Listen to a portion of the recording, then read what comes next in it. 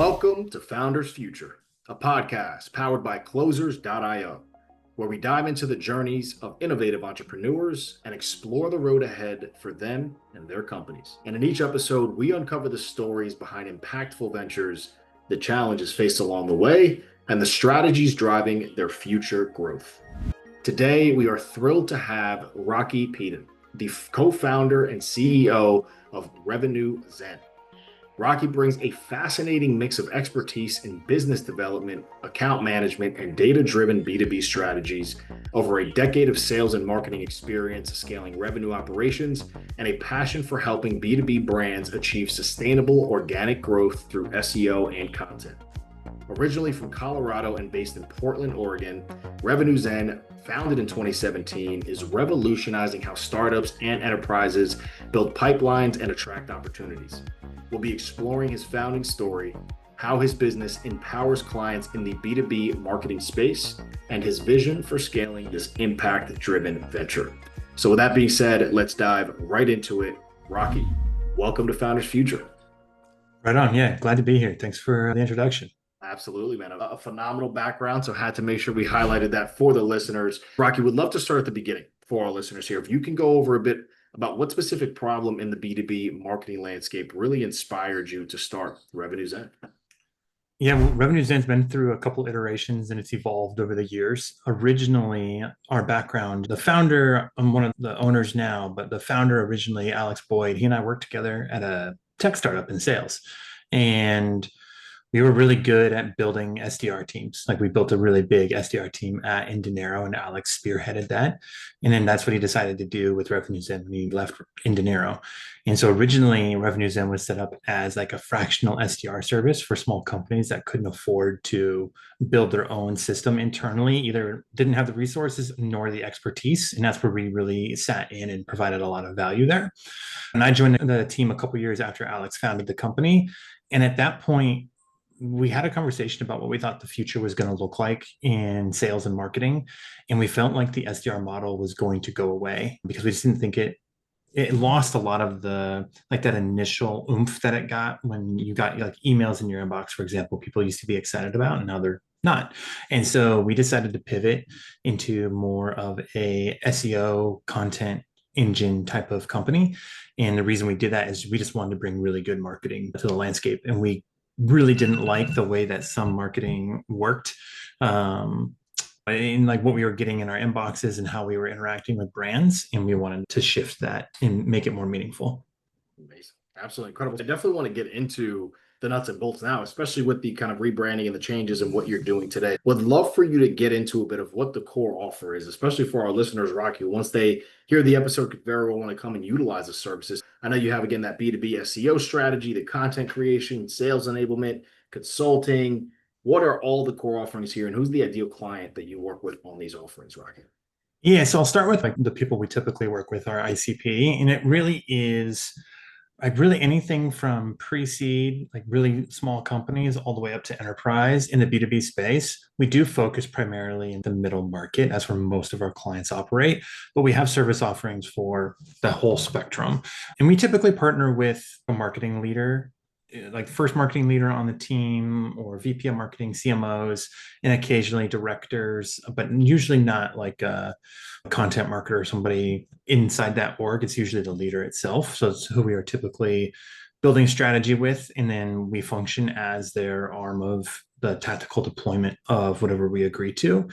And then what that offering typically looks like, and it's changing. Like right now, we're living through this massive evolution of AI. And we're going to see this shift. We're already seeing it. A lot of listeners probably have heard of GEO or AEO or LLMO. And that's really, it's going to be replacing SEO, I think, is a term. And a lot of people are saying SEO is dead. I don't agree with that, because the tactics that really drive a really good SEO program are very similar to the tactics that drive a really good GEO program. And for those who don't know, GEO is generative engine optimization. So essentially showing up in the results when you're asking ChatGPT or Perplexity or Claude a question, like that's what that's referring to. But realistically, the way that you do that is by creating really meaningful content that resonates with your target audience, with your customers, and being useful to them, answering questions for them. The tactics really are quite similar. The differences really lie in the nuance of the type of content you're producing and then also how you optimize that content. The Google optimization program's a little bit different, like the algorithm is a little bit different than what we see work in the GEO space. But that, yeah, that's really where we typically start. Lots of content, repurposing that content distribution in other channels like LinkedIn or even Reddit, places where your customers are, like that's where you want your content to show up, but it needs to be optimized for that space, right? Like you can't just take a piece of content that you have on your site and copy paste it into LinkedIn. It's not going to work. It's not going to resonate with people. It's going to feel weird. So we help strategize with our clients on how to do that effectively and how to scale that content engine to not only continuing to build trust and authority on the blog, but then how do you take that trust and authority and compound it by repurposing that content, optimizing it for those other channels like LinkedIn and like Reddit, where you can engage in meaningful conversations with prospects and also clients. Like people think oftentimes that content shouldn't speak to their existing client base. I strongly disagree. And if you can engage your current clients into link on a LinkedIn comment, for example, that allows that post to then reach more people. Like the more engagement that you have on LinkedIn, you're playing with, again, the algorithm.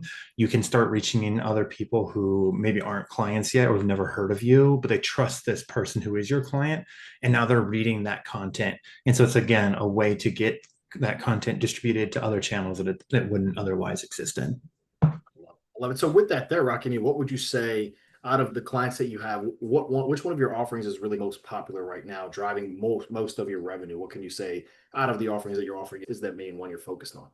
Yeah, we're really focused on like GEO services, and Yeah. we're using that GEO term. It's almost a replacement for SEO. Like I was saying, the tactics are so similar, but the sentiment around SEO is pretty negative right now. I mean, I don't think that's necessarily warranted, but a lot of folks are hearing like people in their cohort, their friends, CEOs saying focus on GEO. And there's some truth to that, but that doesn't mean ignore content generation or SEO. So most of our clients are engaging us in that content creation process. And we consider there to be like four really core pillars to excellent content. And the first of those pillars is like making sure that content can actually be read and utilized by Google first. Like Google is the gatekeeper still. And if we look at showing up in those GEO searches or the LLMs, you still need to satisfy the parameters of the Google algorithm to have that content recognized and indexed, and then also recognized for drawing. The LLMs are drawing from the internet. And so you really need to play within both of those algorithms to be successful. So that's what most of our clients are doing. And we also just rolled out recently, everybody, AI, it's just ubiquitous now, it's everywhere. But we actually rolled out a AI content creation program that we really like. It's SME led. And that's one of the other pillars of great content is making sure that's original. Like it can't just be regurgitated from what already exists on the internet. Like Google is going to start penalizing people for doing that. It's like the mass produced content that just says what everybody else is saying. Right. That's a no-go. And so the way we have gone above and beyond to actually get to that excellent piece of content is in the briefing process. We'll ask specific questions in the context of the content to the subject matter expert at our client organization. And we'll actually get them to add in like why is this important? What's the thesis here? What's the manifesto? Like why do you feel so strongly about this? And that then satisfies this need for the content to not only be original, like that's not repeated anywhere else, right? Because the SME is the person who is contributing to that content in that moment, and it's also allowing you to stand out from your competition, so it kind of satisfies both of those things. Love it. I love it. So right now, Rocky, what's the actual sales process look like? Is this something that you're running as a solopreneur with just a small team? Who's running the sales side? Do you have a sales team, marketing team? What does that whole operation look like right now to push things forward? Yes, we do have a head of sales, Mike. He's incredible at what he does. He's actually ran his own agency in the past and really well versed in everything sales, marketing, web development, website creation, all that stuff. And so he's a great resource for our clients and our prospects alike. And on the marketing side, it's myself and also our CGO, Ken Marshall, who is another owner of the company. And he and I work really closely together on our growth strategy and what we're doing. And like to dive into that just a bit, really what we're realizing in marketing now is these channels, paid ads and SEO and LinkedIn content and video, what we're realizing is that they are more connected than they've ever been. And a lot of people used to think of marketing as like this tree, and the trunk of the tree was like your marketing strategy. Then you had these branches of clear channels and conversion points for those channels. And now it's a lot more like I akin it to a spider web almost. And there's these things that are happening that are 2, 3, 4 steps removed, like these two tactics from each other, but they're being influenced by how they operate separately from one another. And so, like, for example, like if you go and you want to create a Reddit, respond to people on Reddit and they have questions in your industry, you go there, you add your expertise, you educate, you don't try to sell because that's really against the culture of Reddit. People are going to downvote you and get you kicked out of the subreddit. But if you go in there and you add a bunch of value and people start upvoting you, all of a sudden your response might get featured in when someone asks a question specifically about that topic. And now all of a sudden you're showing in the LLM as this featured response. And but then additionally, people might go on Reddit and then click your profile and you can have a Calendly link or a link to your website, and they might convert that way too. And so there's these different ways in which people are now doing one activity in one area that's influencing where the prospect might be converting in a different area, whether it's your website or LinkedIn or wherever. And this is more prominent now than it's ever been in the past. And it's also more accessible. Previously, enterprise companies could pay the money to figure this out, and they had teams working on this. And now with AI, SMB organizations can really get into the data and start sifting through what's the best way that we can engage our clients. What platform should we be a part of? It's not just content now. It's not just cold email. It's all these other things that you can integrate into your marketing strategy. Your go-to-market motion. Incredible. Absolutely incredible. So, I mean, with that there, then talk to us a bit about what you guys are utilizing. It gave us some good insight on what the clients are seeing, what you're working with them. What's working best for you right now on the acquisition side? How are you getting clients in the door on a consistent basis, whether it is using those other forms like Reddit and social media, or are you guys running ads successfully, referrals, events? Talk to us a bit about the channels that are most effective and some of the challenges that you're having on that front.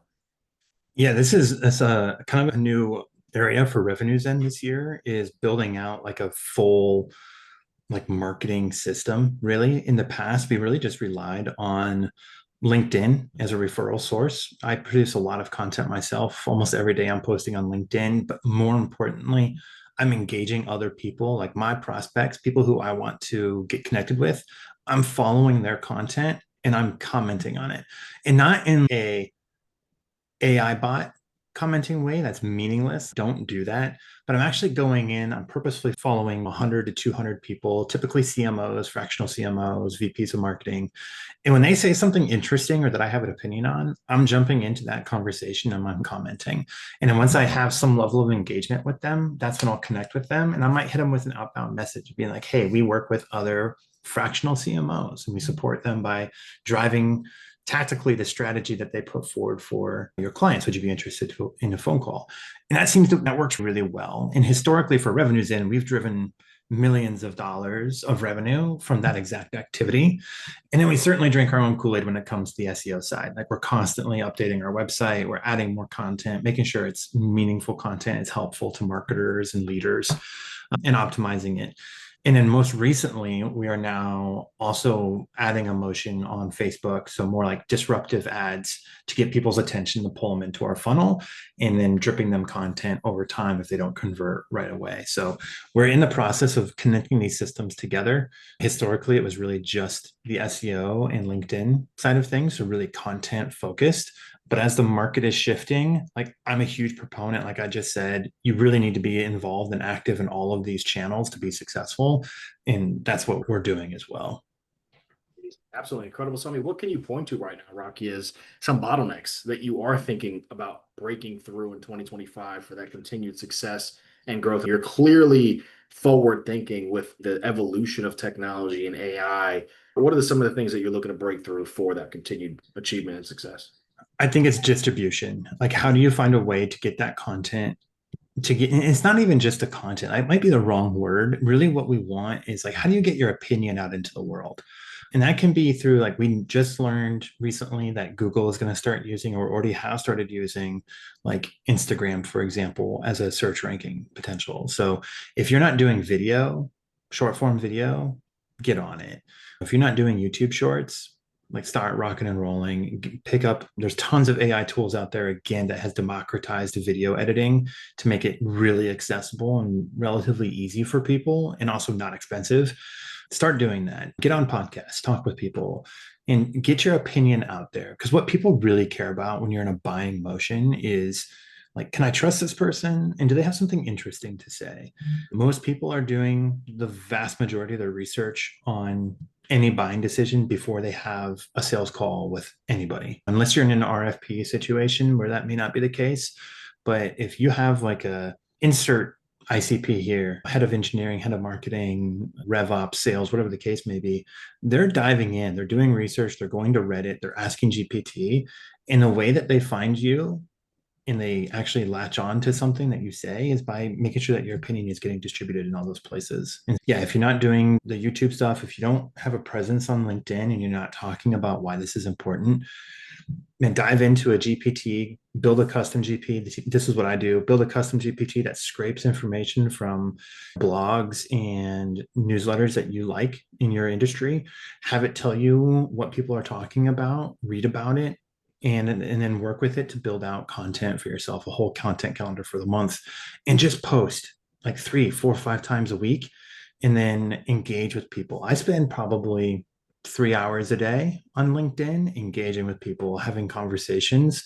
And then the beauty of all of this is that inevitably, when I have those conversations, they will then go to the Revenues End website and they'll look at our content and they're like, oh, wow, these guys really know what they're talking about. They have this piece really long on AI content operations. They're talking about GEO. They're really forward thinking.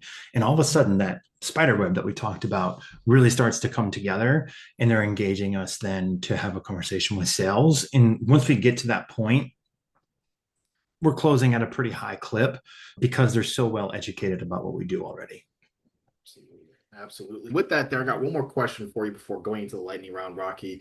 And that's going to be really just again on the rest of this year. What are you laser focused on for everything you have laid out here? Just the plan to succeed. Give us those top priorities and how you're going to really attack the rest of this year for that success. Yeah, I think the biggest thing is like staying on top of how quickly AI is moving. When I was doing my 2025 planning back at the end of 2024, I thought we would probably start incorporating more AI into our deliverables like in Q3 or Q4. And that's what I was thinking back in December. And then fast forward 3 weeks in January, we're constantly testing things at Revenues In, and I was testing GPT for a piece of content I was writing, and the output was excellent. And I was just like, oh, this is happening now. We need to adjust our timelines. And I think that is only going to be more and more true as we progress through the year. I read somebody's content or somebody's LinkedIn post yesterday, and they were talking about, in the world of marketing, editors and writers, like those job titles they were saying are going to disappear over the next 3 years. And my immediate response to that was like, next 3 years, try next 3 months, next 6 months.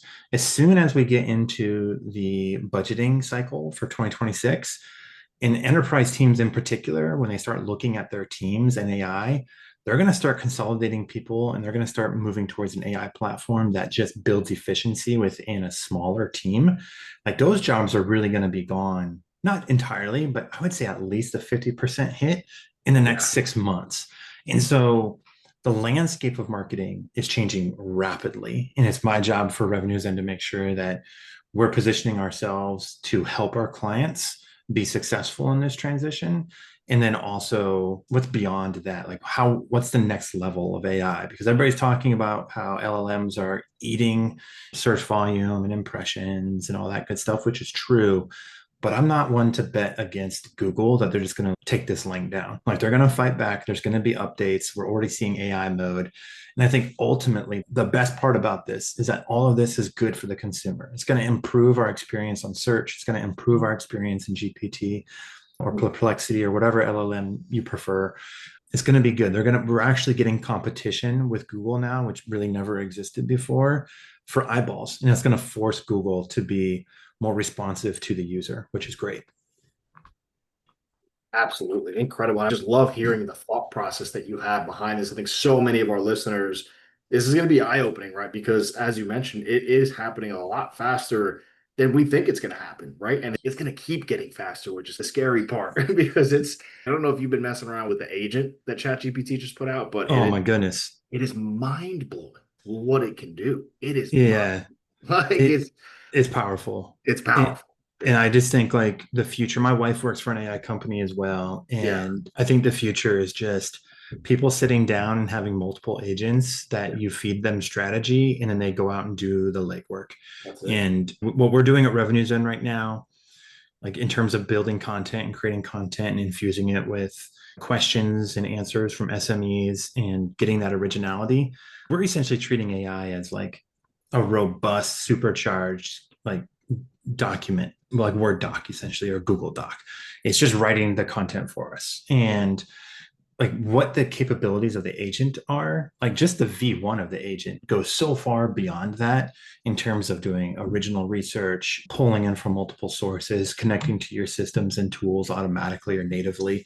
And it's going to be insane. And then what you can do with other programs, what is it? N8N as an example. Like, Yep. I mean, it's just the Accurate. world, it's just getting compressed and it's cool. I don't think enough people realize that we're living through potentially the greatest technological innovation, revolution, whatever you want to call it, maybe ever, certainly on par with, if not greater than the computer revolution. And I think also probably greater than even like the splitting of the atom. It's just, it's hard to see the forest through the trees when we're in it. We're face to face with it every day. But whenever I take the time to like really zoom out, and it's mind boggling every single time.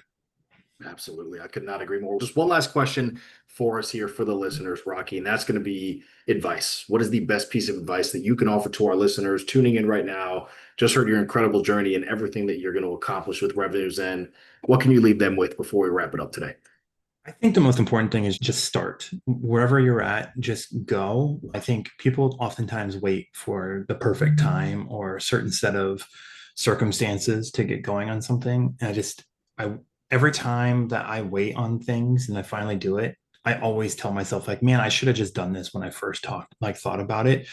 And specifically in marketing, I would say start on LinkedIn. If you don't have a LinkedIn presence right now, I don't care if you're a founder, a CEO, a VP of sales, or an individual contributor, it doesn't matter. You have opinions on things, or at least you should have opinions on things. And you should start talking about that. You should engage people in conversation. You should start following people who you trust and admire in your space. And you should start learning from them because things that they put out there on LinkedIn for free can be very meaningful and valuable to career development. So, yeah, I would say just start and start at LinkedIn if you're not doing that specifically in the marketing space. I love it. With that right there, ladies and gentlemen, that is going to wrap up another inspiring episode of Founders Future. And Rocky, truly cannot thank you enough, man, for coming on the show, sharing your incredible journey and your insights with myself and the listeners. I know they took so much from this, as that AI is the future, and having forward thinkers like yourself at the forefront is what we need to be able to really take advantage of it. So thank you so much for the conversation. And to our listeners, if you enjoyed this episode, which I know so many of you have, don't forget to subscribe to Founders Future wherever you get your favorite podcasts. And also check out Revenue Zen at revenuezen.com for their free SEO resources. And follow Rocky on LinkedIn at linkedin.com/in/Rocky Peeden. For more resources and insights, you can visit us at closers.io, where we are dedicated to helping businesses accelerate their growth. Until then, keep climbing, and we will see you on the next one.